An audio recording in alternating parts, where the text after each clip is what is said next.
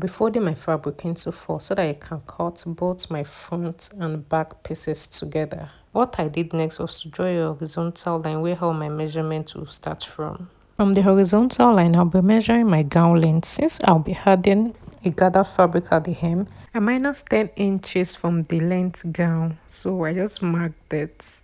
The next measurement I took was half of my shoulder, then I marked it. To get my armhole length, I went down by 8 inches from my shoulder. Then I draw a straight line to connect the point. After that, I'll be extending the line.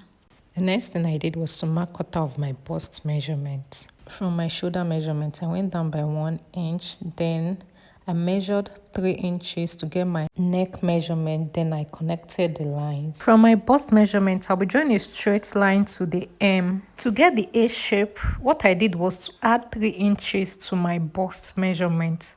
Once I'm done with that, I'll be getting the midpoint of my armhole, then I'll mark it. From the midpoint, I'll go in by half an inch, then I'll draw out my armhole.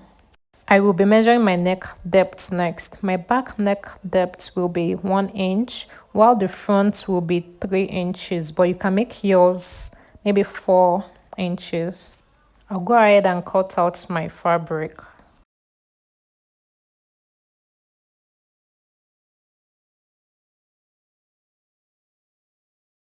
After cutting out my back neckline, I'll remove one piece so that I'll be able to cut the front neckline on the other piece.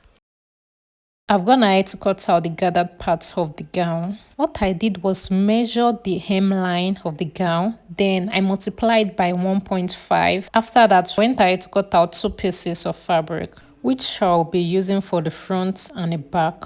Once I'm done with that, I'm going to cut out my sleeve. I'm folding it into 4 so that I will cut out both the front and the back together, like I did for the dress. I will measure out the length of my sleeve. Once I'm done with that, I'll measure half of my bicep measurement. From the horizontal line where my measurement starts, I'll go down by 3 inches. I'll mark it, then I'll draw a curve to connect to the 3 inches. What I'm doing right here is just make sure the sleeve opening and the armhole are the same. Then I'll connect my lines. What I actually did here was to add 3 inches to the hem of my sleeve to get that balloon shape. I don't want it to be really big like that, so that's why I added 3 inches to it. You can add 4 or 5. I have cut out a facing for my neckline. What I did was just to place an extra fabric under the neckline, the front neckline, then I cut it out. The measurement of the facing is 3 inches, then I folded half an inch by the side, and I also folded half an inch by the hem.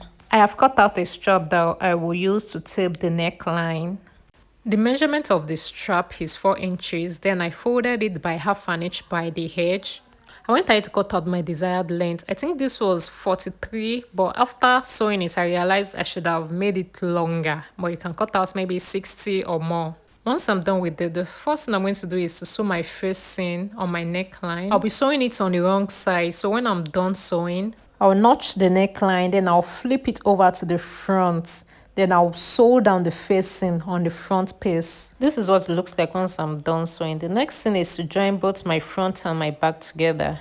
Once I'm done with that, I'll get the midpoint of my back neckline. I'll notch it. Then I'll join my strap to it. You can see that I've made the edge of my strap pointed. I'll also get the midpoint of my strap. I'll notch it. Then I'll connect the midpoint of my strap to the midpoint of my neckline, back neckline. Then I'm going to pin it down. I will now sew it around. This is what it looks like once I was done sewing. The next thing I'm going to do is to add the gathers fabric to the hem. Once I'm done with that, I'll be sewing my sleeve next. The length of my elastic is 8 inches. You can actually hem your sleeve with a bias to make a passage for the elastic.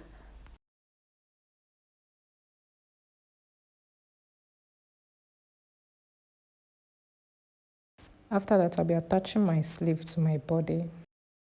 Once I'm done with that, I'll be attaching both my front and back piece together.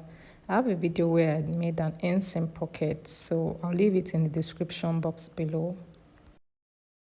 I'll be stitching the hems once I'm done with the sides. This is how the finished project looks like. Thank you for watching. Please don't forget to like, share, and subscribe to my channel. Bye.